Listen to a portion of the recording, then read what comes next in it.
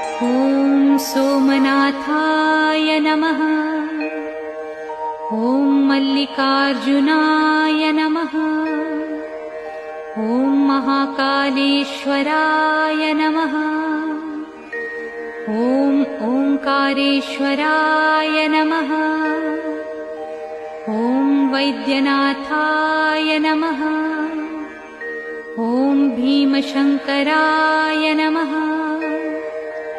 ॐ रामेश्वराय नमः। ॐ नागेश्वराय नमः। ॐ विश्वेश्वराय नमः। ॐ त्र्यंबकेश्वराय नमः।